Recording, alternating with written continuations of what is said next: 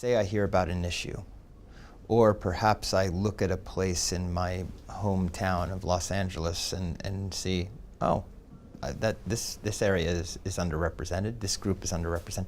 I want to know more, you know. And so through the process of me writing the screenplay and directing this film and editing the film, I learn about this subject. So it's really it's a sort of a selfish thing. It's my way of continuing my education. The last 5 films I have co-written.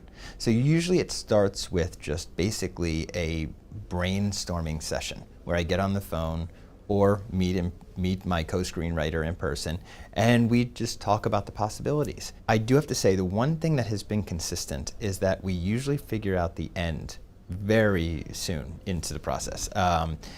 Usually in that first brainstorming session, we at least have the beginning and end. The middle has to be worked out.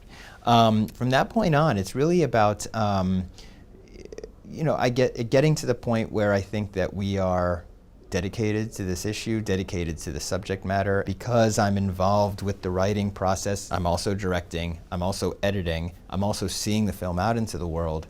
It does take around 3 years for each film to be completed from beginning to end. So it's about getting to that point where you are on board and you're dedicated for the long ride. Yeah.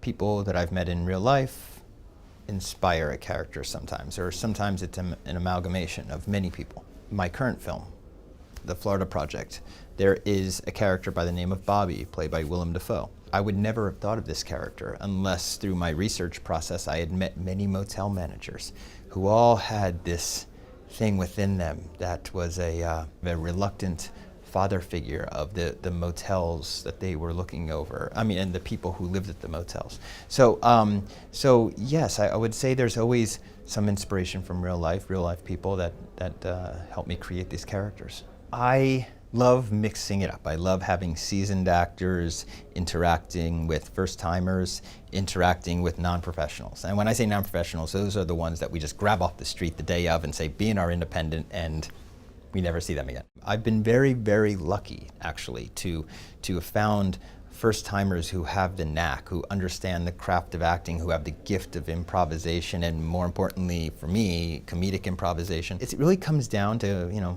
character to character, again, film to film. I embrace all mediums. I'm an advocate for all mediums. What I'm not an advocate for is getting rid of old mediums just because new ones come in. So I have played with digital, I've played with celluloid. I did experiment with the iPhone on Tangerine, and also a short fashion film that I directed, and I had a great time doing it.